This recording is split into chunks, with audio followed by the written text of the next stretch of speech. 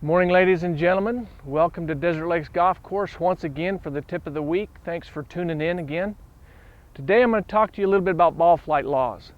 Why the ball goes where it goes.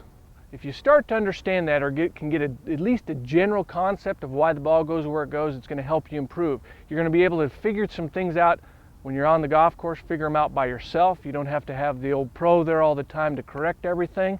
It'll help you improve, help you be able to get that concept in your mind of how you can correct your swing without actually getting a swing tip to do that. When you understand the ball flight laws, you start to understand how to get the club in the right position. So I'm going to give you a basic concept of the 5 laws of physics that actually take place when you strike a golf ball.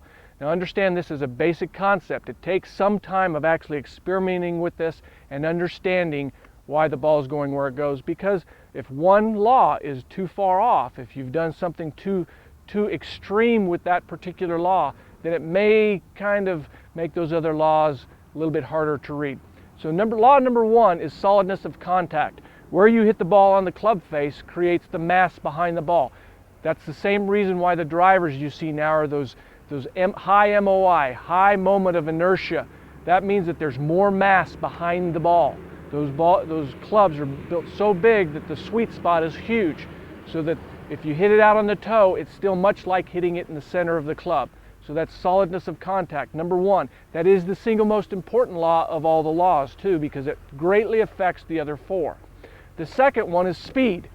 The faster you swing the club, the further the ball goes. But remember, that's based on solid contact. So if you don't hit the ball solid, but you have a high swing speed, you're still not going to hit it very far. So guess what? If you want to hit it far, the first thing is to learn to hit it solid. Then you're going to start to hit it further. Now the third one is angle of attack, the angle that the club comes into the ball.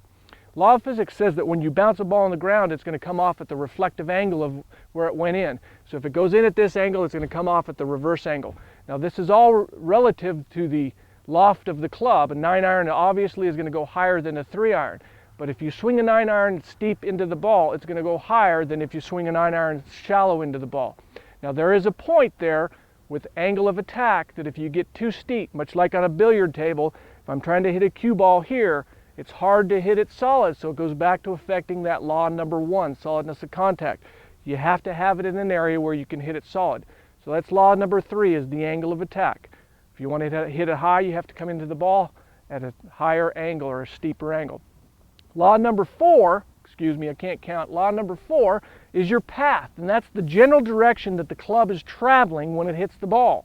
Okay, you can have a path that's down the line, just like this arrow here, this piece of wood, is going right at that flag over there. So that's what we call a straight path. You can have an outside to inside path or an inside to outside path.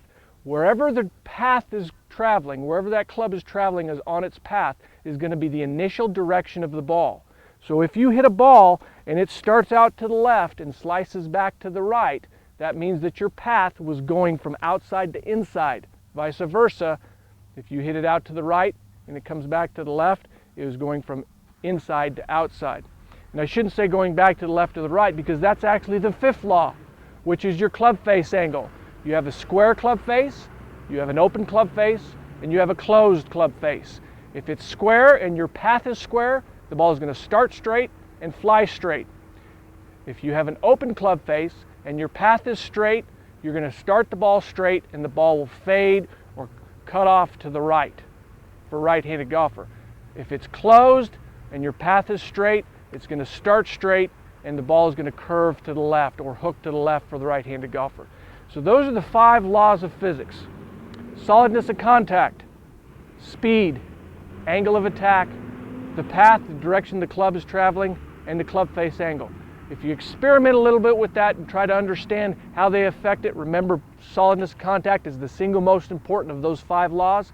But if you experiment a little bit with it, it'll make you understand how to get the club to the ball to hit the shots that you want. So go ahead, go out to the driving range, try a few shots here and there and see what you can learn. Understand that's the basics. It may take a little bit longer to learn the whole thing and be able to interpret all those laws, but that's a good start. So go ahead and give that a try. Next week, we're going to tell you a little bit about how to practice. That's when you can experiment with those laws. So see you next week. Thanks for tuning in this week.